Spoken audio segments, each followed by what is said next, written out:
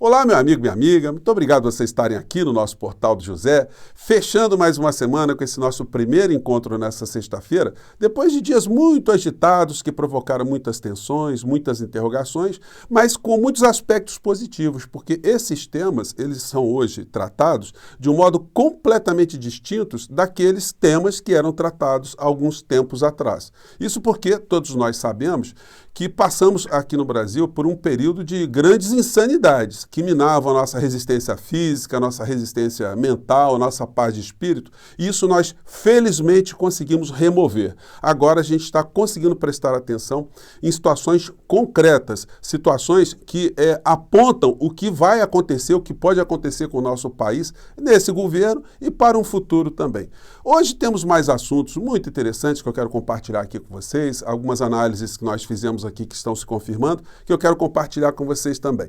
Antes de mais nada, quero convidar você que está chegando agora no nosso portal a se inscrever se você não nos conhecia. Você que é muito bem-vindo, conheça os nossos outros vídeos. Se você gostar, compartilhe, dê seu joinha, venha participar das nossas atividades. Quando você manda seu joinha, manda seu comentário, quando você participa dos nossos chats aqui todos os dias entre 5 horas e 5 e meia, você ajuda que outras pessoas também conheçam o nosso portal. E se puder, se inscreva também no nosso clube de membros, que é uma forma adicional que o YouTube coloca à disposição das pessoas que curtem os canais, que simpatizam com os portais, né, para que as pessoas fiquem mais engajadas, mais próximas, tá bem? Então, você também está convidado. Gente, aqui no nosso portal eu tenho feito aqui muitas observações, muitas análises que a grande parte da sociedade brasileira, infelizmente, não tem acesso, né? A maior parte dos brasileiros estão preocupados em sobreviver.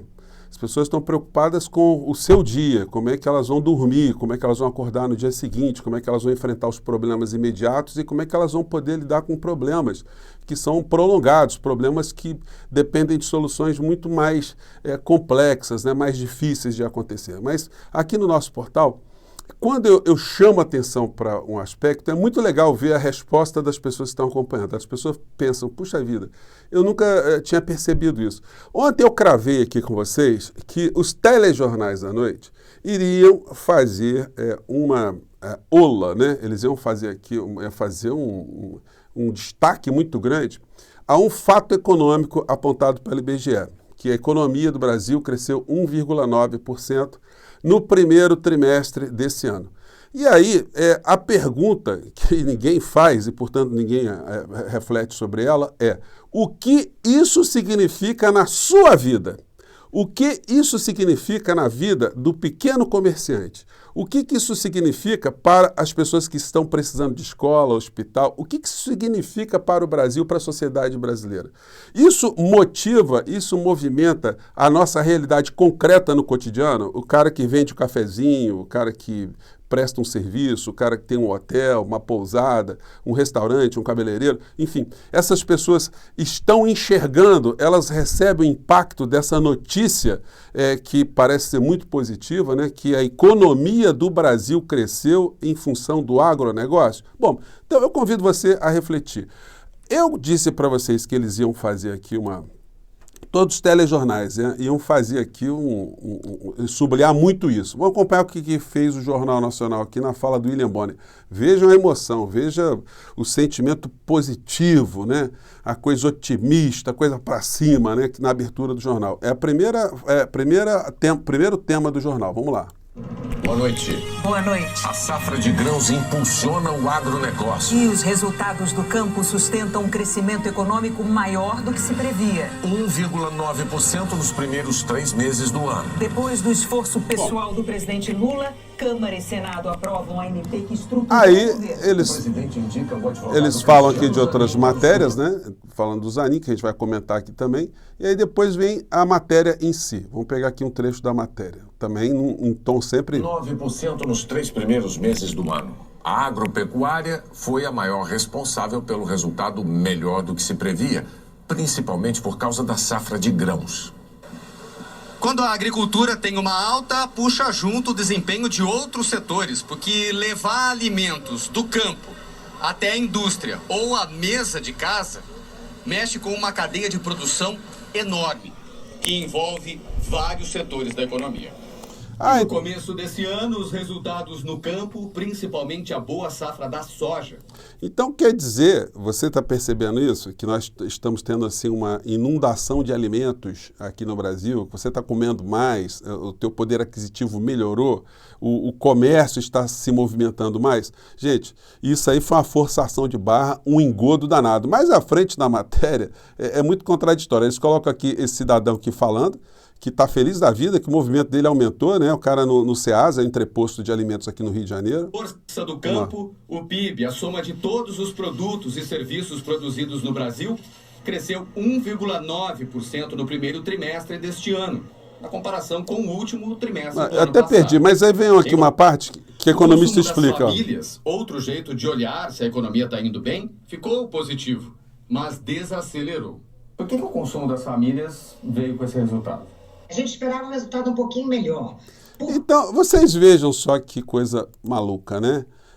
A agricultura subiu, movimenta a cadeia produtiva e tal, mas as pessoas estão comendo menos. Então, para onde estão indo esses alimentos aí? Essa riqueza que está sendo produzida? Gente, aí você vai perguntar, mas por que você está falando isso, professor? É porque, gente, eu tenho sempre alertado vocês, nós sofremos aqui no nosso país, outros países passam por isso também, uma espécie de ativismo, de doutrinação econômica. Quanto mais você estiver assistindo notícias como essas, né, você achar que as coisas estão indo muito bem, puxa vida, a economia está crescendo, vai melhorar para mim, que legal, o Brasil vai crescer. A tendência do cidadão é ele ficar conformado, ele ficar anestesiado, ele não desenvolver nenhum tipo de energia crítica para mudar a situação concreta que a gente vive, que é uma situação de muita desigualdade, de muita concentração de renda, de muitas injustiças, de um país que poderia estar funcionando muito melhor para o povo brasileiro, poderia estar democraticamente distribuindo direitos, mas isso não acontece. Então, nós vamos sendo todos os dias formatados para esse tipo de comportamento social, né? A gente não se organiza, a gente não se mobiliza, a gente não protesta, porque está tudo muito legal. O Brasil está crescendo. Isso vale para governos de direita e vale inclusive para governos progressistas, se esses governos eles não estão atacando a lógica do sistema econômico de uma maneira geral. Se o presidente Lula ele não mexer com nenhuma dessas estruturas, vocês vão ver sempre notícias boas, notícias positivas, notícias com regularidades, enfim, não haverá nenhum tipo de conflito. Se o atual governo começar a se confrontar com estruturas do financismo, do rentismo, da concentração de renda, da concentração de terras, vocês vão ver a pauta do noticiário mudar completamente. Aí a economia vai ficar ruim, eles vão ressaltar uma série de coisas negativas, eles criam uma instabilidade social, criam um antagonismo entre o governo e a sociedade para que justamente numa próxima eleição os seus representantes, os representantes desse poder econômico, né, ganhem as eleições e passem a fazer aquilo que eles querem. É por isso que eu sempre disse para vocês, o Bolsonaro nunca foi presidente do nosso país, ele foi um espantalho, ele foi um fantoche, na medida que ele destruiu, né, as estruturas que regulavam alguns direitos sociais aqui no nosso país e deu o nosso país para todo tipo de abutre, criminoso, bandido e salafrário, como a gente está vendo agora nessas revelações mais recentes da dinheirama apanhada lá no cofre dos amigos de Arthur Lira, que é consequência desse sistema, o sistema absolutamente amarrado para funcionar a favor desses grupos econômicos. Então é muito interessante, né, a gente ter essa possibilidade de chamar atenção para esses aspectos, né? Mande seu comentário para cá, porque é muito interessante ver a sua opinião, né, aqui no nosso portal sobre esse tipo de perspectiva que eu apresento aqui para vocês. Bom, enquanto isso, a fila continua a andar e teremos algumas emoções mais à frente aí.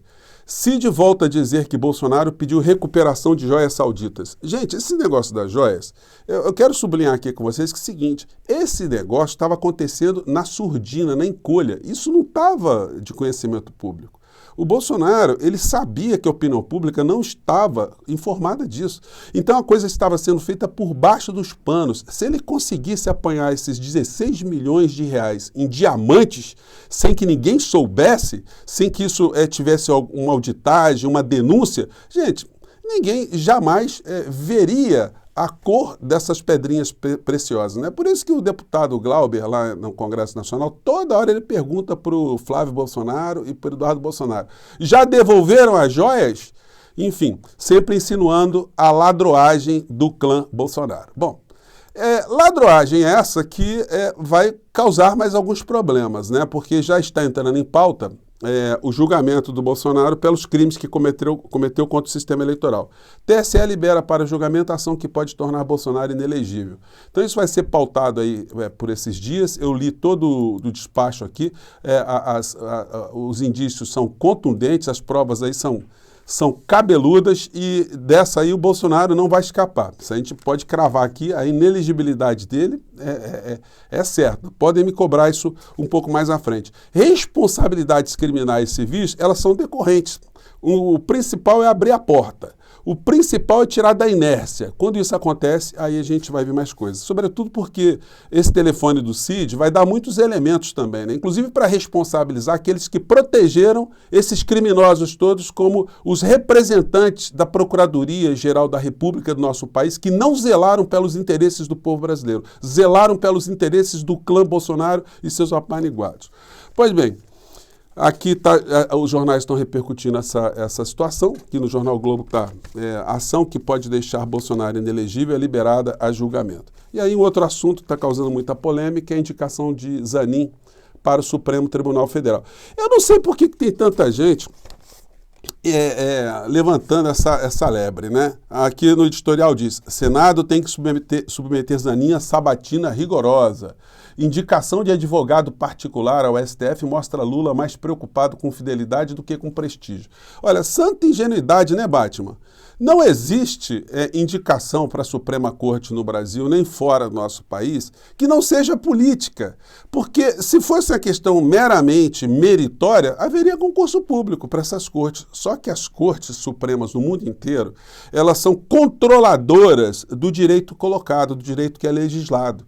E essas cortes surgiram com esse modelo, e o Brasil copia o modelo norte-americano, justamente para não se ter nenhum tipo de conflito que prejudique as classes econômicas superiores. Foi assim desde o início da criação da Suprema Corte nos Estados Unidos, e o Brasil, quando copia esse modelo, copia para garantir que o Poder Judiciário, na sua mais alta corte, quando tiver uma bola dividida, tiver uma discussão de interesses ou da plebe, do povo, e que se confronte com interesses da elite, esse tribunal sempre zele pelos interesses dos mais fortes. Então, é por isso que as indicações para as Supremas Cortes normalmente são políticas. Ninguém que está dando aula numa sala de aula, nenhum jurista importante que esteja operando no anonimato, ele chega até o Supremo Tribunal Federal porque alguém chega e fala assim, você quer ser ministro do Supremo Tribunal Federal? Isso não existe. Todos eles fazem política, todos eles se articulam, todos eles rodam pelos gabinetes, todos eles, ou tem grupos fazendo isso por eles.